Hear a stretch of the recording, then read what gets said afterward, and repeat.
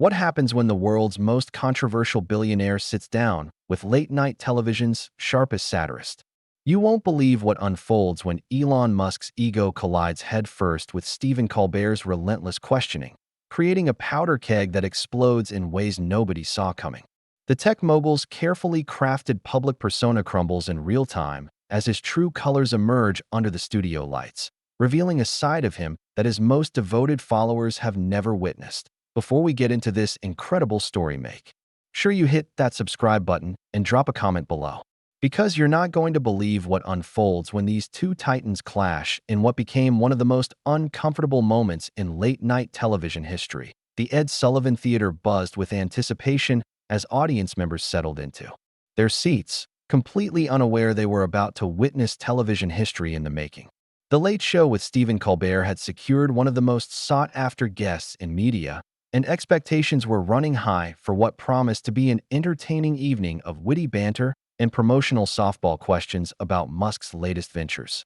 Colbert, known for his sharp tongue and ability to disarm even the most prepared guests, had spent hours with his writing team crafting what they believed would be the perfect balance of humor and hard-hitting journalism. The host understood that interviewing Musk required a delicate touch. Too soft and the audience would feel cheated, too aggressive and the billionaire might shut down entirely. What nobody anticipated was just how quickly the evening would spiral beyond anyone's control. The show's iconic opening sequence played, and Colbert delivered his trademark monologue. There were already subtle signs that something felt different about this particular taping. Backstage whispers suggested that Musk had arrived with an unusually large entourage and had been making specific demands about which topics were off-limits for discussion. The production team, accustomed to working with high-maintenance celebrities, initially dismissed these concerns as typical pre-interview jitters from someone more comfortable tweeting than speaking face-to-face. When Musk finally emerged from behind the curtain, the audience erupted in applause, but astute observers noticed something peculiar in his demeanor. Gone was the awkward charm that had endeared him to millions during previous media appearances. Instead, there was an unmistakable tension in his shoulders, a tightness around his eyes that suggested he was already on the defensive before a single question had been asked. Colbert, ever the professional, began with his usual warm welcome and seemingly innocuous questions about Musk's recent projects. The conversation started predictably enough, with discussions about space exploration and electric vehicles that felt rehearsed and safe. But even during these opening exchanges, careful viewers could detect an undercurrent of hostility brewing beneath the surface pleasantries. So Elon, Twitter, or X, as you insist on calling it, has certainly been making headlines lately. Colbert began, his tone still light, but with just enough edge to signal that the real interview was about to begin. Some might say you've turned one of the world's most important communication platforms into your personal playground. How do you respond to critics who suggest you're more interested in pushing your own agenda than fostering genuine free speech? The question hung in the air like a challenge, and Musk's entire body language shifted in that moment. His casual posture stiffened, his famous smirk faltered just enough for the cameras to catch it, and his eyes narrowed with an intensity that sent a chill through the studio audience. This wasn't the jovial tech entrepreneur they'd expected to see bantering with their beloved host. "That's a pretty loaded question, Stephen," Musk replied, his voice carrying a tone that was part amusement, part warning. "I think you're operating from a fundamentally flawed premise. What we've done with X is actually restore free speech to a platform that had become nothing more than a censorship machine run by political activists masquerading as content moderators." Colbert, sensing an opportunity to dig deeper, leaned forward with the predatory instinct of a seasoned interviewer who had just spotted weakness. "But surely you can see how some people might interpret your version of free speech as simply amplifying voices that align with your particular worldview? I mean, when you personally endorse conspiracy theories and fringe political candidates, doesn't that send a message about what kind of speech you really value?" The studio audience, which had been buzzing with excited energy just moments before, fell into an uncomfortable silence as they began to realize they weren't witnessing the playful celebrity interview they'd anticipated. Instead, they were watching two powerful men engage in what was rapidly becoming a high-stakes battle of wills, With neither showing any inclination to back down, Musk's response came with a laugh that contained no humor whatsoever. Conspiracy theories? Stephen, I think you need to be more careful about throwing around terms like that. What you call conspiracy theories, I call inconvenient truths that certain people would prefer to keep buried. The fact that you're using mainstream media talking points to attack me shows exactly why platforms like X are so necessary. The temperature in the room seemed to drop several degrees as Colbert realized his guest wasn't going to play by the usual rules of late-night television. Gone were the scripted talking points and promotional sound bites that typically filled these segments. Instead, he found himself face-to-face with someone who seemed genuinely angry and increasingly willing to use the platform to settle scores. I'm not attacking you, Elon. I'm asking legitimate questions that I think my audience deserves to have answered, Colbert replied, his voice maintaining its professional tone even as his eyes flashed with something approaching genuine irritation. But since you brought up inconvenient truths, let's talk about some of yours. Your tweets have influenced stock prices, cryptocurrency markets, and even election narratives. Don't you think that level of influence comes with some responsibility? Musk shifted in his chair, and for a moment it seemed like he might actually walk off the set right then and there. The camera operators instinctively tightened their shots, sensing that they were capturing something unprecedented. This wasn't going according to anyone's script, and the raw authenticity of the moment was both thrilling and terrifying. Responsibility. Musk's voice rose just enough for the audience to notice. Let me tell you about responsibility, Stephen. While I'm actually building the future, creating sustainable transportation, advancing space exploration, revolutionizing global communications, you're here making jokes and parroting whatever narrative your network's corporate sponsors want you to push. Which one of us is really serving the public interest? The accusation landed like a physical blow, and Colbert's famous composure cracked just enough for viewers to see the real man behind the satirical persona. His jaw tightened, his fingers drummed almost imperceptibly on his desk, and when he spoke again, the gloves were clearly coming off. Well, that's interesting coming from someone who's made a career out of government subsidies and public relations stunts, Colbert fired back, his voice still controlled, but now carrying an unmistakable bite. Tell me, how much taxpayer money has gone into making you the richest man in the world? Because from where I'm sitting, it looks like you've built your empire on the very government support you now criticize when it doesn't serve your interests. The studio audience gasped audibly as they realized they were witnessing something far beyond typical late-night entertainment.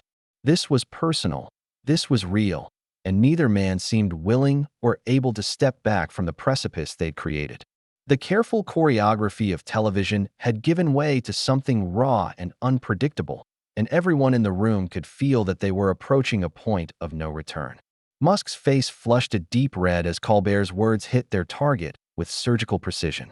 The billionaire's carefully maintained image of the visionary entrepreneur was crumbling in real time, replaced by something much uglier and more desperate. His hands clenched into fists on the armrests of his chair, and when he spoke, his voice carried a venom that shocked even the most seasoned production crew members who had witnessed countless celebrity meltdowns over the years. You want to talk about taxpayer money, Stephen? Let's talk about it. Musk snarled, leaning forward aggressively.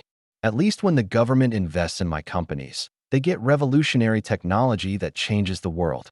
What do they get when they fund your precious public broadcasting and media tax breaks?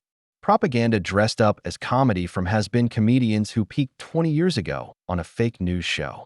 The insult landed with devastating effect, and Colbert's mask of professional composure finally shattered completely. His eyes blazed with genuine fury as he realized his guest had just crossed a line that couldn't be uncrossed. The host's voice dropped to a dangerously quiet register that longtime viewers recognized as a warning sign that someone was about to face the full force of his intellectual artillery. Has been?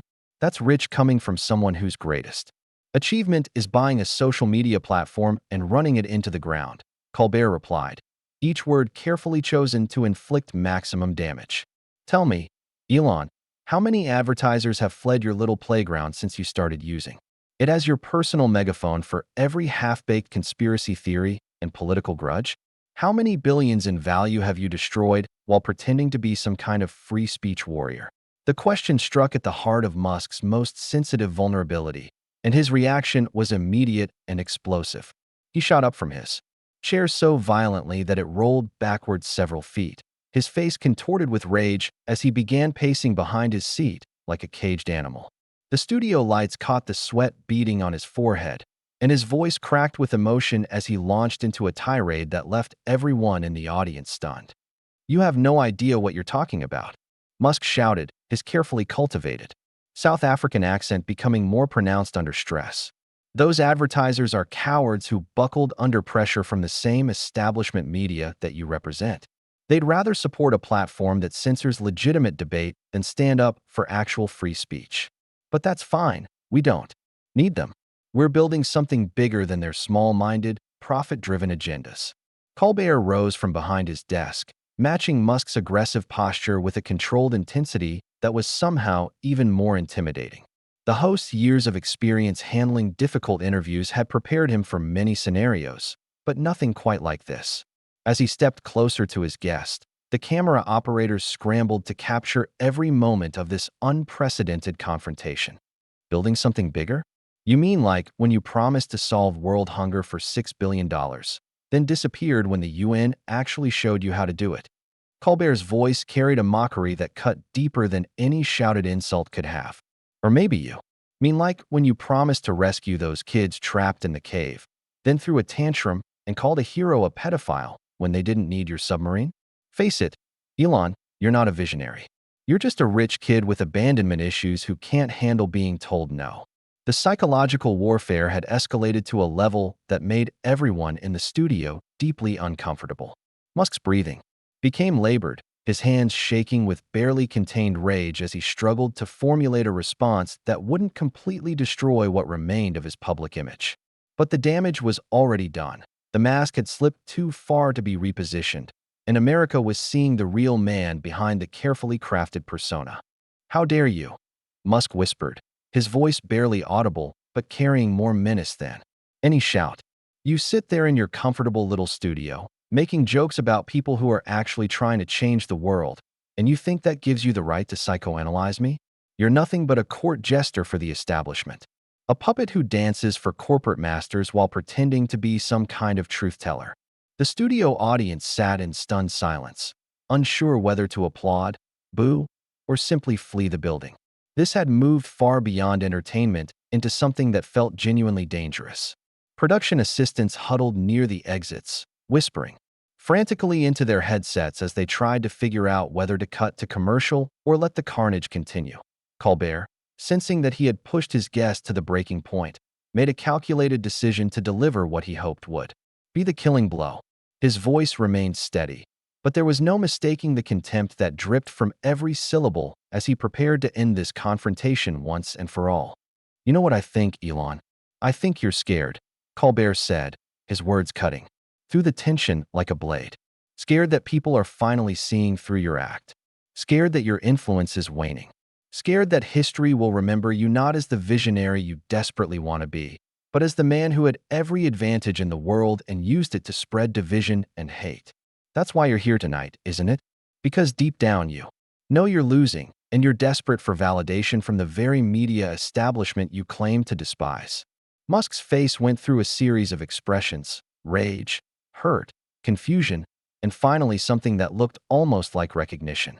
For a moment, it seemed like he might actually acknowledge the truth in Colbert's words, might find some way to de-escalate the situation and salvage something from this disaster. But instead, his features hardened into a mask of cold fury that was far more frightening than his earlier emotional outbursts. "You want to know what's really scary, Stephen?" Musk said, his voice now eerily calm. "What's scary is that people like you have convinced half the country that asking questions and challenging narratives is dangerous. What's scary is that you've turned comedy into propaganda and then act surprised when people fight back. But most scary of all is that you actually believe your own lies." The words hung in the air like a challenge, and everyone in the studio could sense that they had reached the critical moment where something irreversible was about to happen. The cameras continued to roll, capturing every nuance of this extraordinary breakdown, while the audience held its collective breath, waiting to see how this unprecedented confrontation would reach its inevitable conclusion. Colbert straightened his tie with deliberate precision, a gesture that somehow managed to convey both professionalism and disdain. When he spoke, his voice carried the weight of someone who had finally decided to abandon all pretense of civility and deliver a truth that had been building for years of watching Musk's increasingly erratic behavior play out on the world stage. You know what, Elon? You're absolutely right about one thing. Colbert began, his tone deceptively calm. I do ask questions.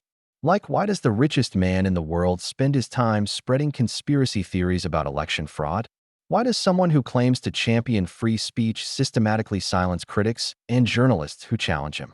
And why does a man who could actually solve real problems choose instead to play with rockets and social media like they're expensive toys? Musk's jaw clenched so tightly that the muscles in his neck stood out like cords. His hands balled into fists at his sides, and when he finally responded, his voice was barely controlled fury mixed with something that sounded dangerously close to a complete psychological break. You want to know why I do what I do? Because I'm tired of watching mediocre people tear down anyone who actually tries to build something meaningful.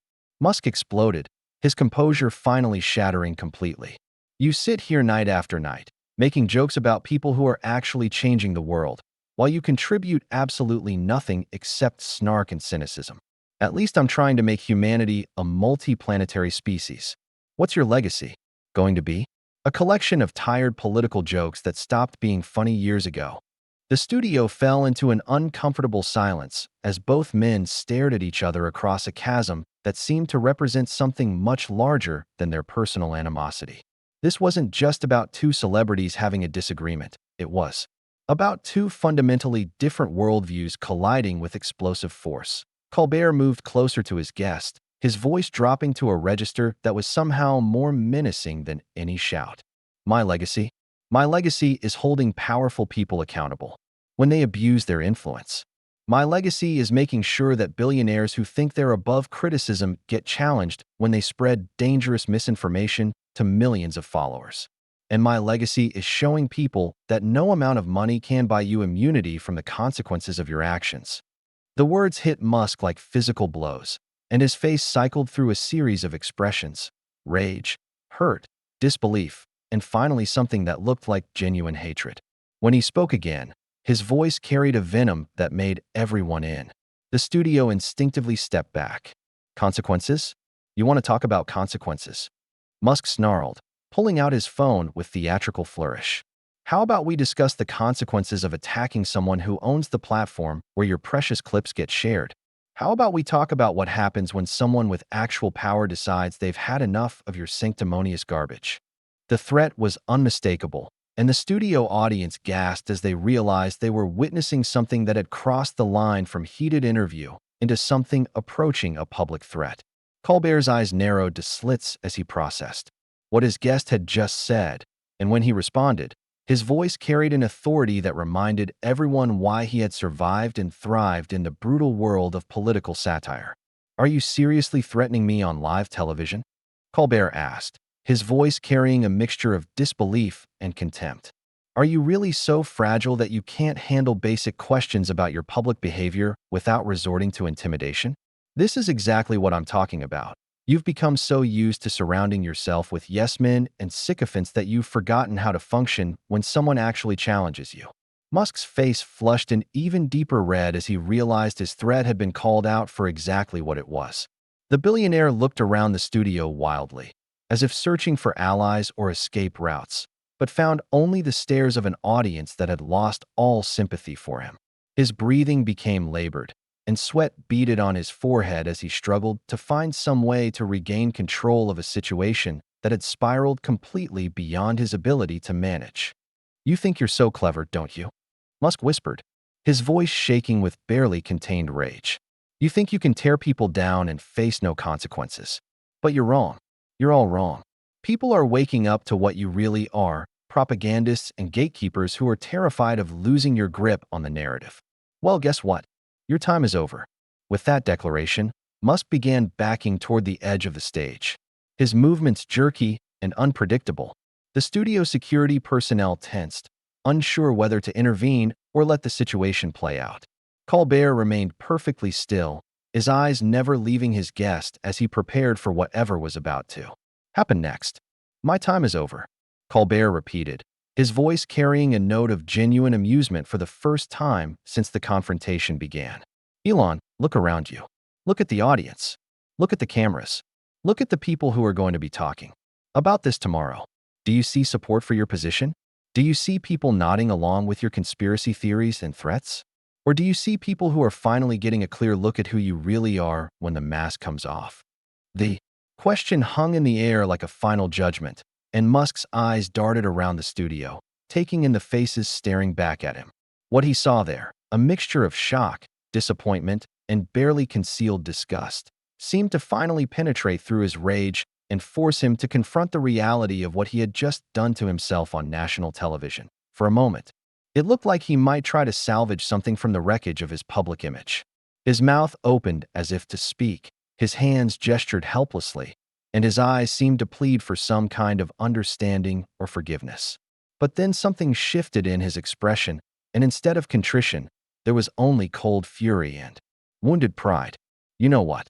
I'm done here," Musk declared, his voice carrying a finality that made it clear there would be no walking back from this moment.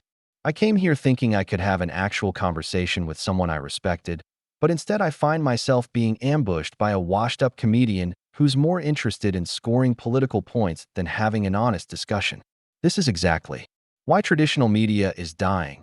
You've forgotten how to do anything except attack and destroy." Without waiting for a response, Musk turned on his heel and began stalking toward the exit, his entourage scrambling to follow.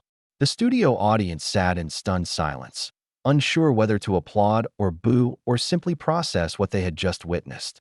Colbert remained behind his desk, watching his guests retreat with an expression that mixed satisfaction with something that might have been pity. "Ladies and gentlemen, Elon Musk," Colbert called out as the billionaire reached the edge of the stage. "Thank you for showing us who you really are when the cameras are rolling and you can't delete your mistakes." Musk paused at the threshold, his back still turned to the studio. For a moment, it seemed like he might turn around and deliver one final salvo in this war of words. Instead, he simply raised his hand in what could have been either a wave or a dismissive gesture and disappeared into the corridor beyond. The studio erupted into chaos as audience members began talking excitedly among themselves. Production assistants rushed to secure the area, and camera operators continued filming every second of the aftermath. Colbert straightened his papers with deliberate calm, looked directly into the camera, and delivered his closing with the precision of someone who knew he had just participated in a moment that would be analyzed and discussed for years to come. "We'll be right back after this commercial break," he said, his voice carrying just the right note of professional composure mixed with barely suppressed satisfaction. "And when we return, we'll try to find a guest who can handle basic questions without having a complete meltdown on live television." As the show cut to commercial, the studio remained electric with the energy of what had just transpired. Everyone present knew they had witnessed something unprecedented, a complete public breakdown of one of the world's most powerful men, broadcast live to millions of viewers. The carefully constructed image of Elon Musk as a visionary entrepreneur had been shattered beyond repair, replaced by the reality of a man whose ego and insecurities had finally caught up with him in the most public way possible. The confrontation was over, but its effects would ripple through social media, news cycles, and public discourse for months to come. In trying to use his appearance to rehabilitate his image and silence his critics, Musk had instead provided the most damning indictment of his character that his enemies could have ever hoped for. The interview that was supposed to be a victory lap had become a spectacular self-immolation, captured in high definition for the world to witness and remember.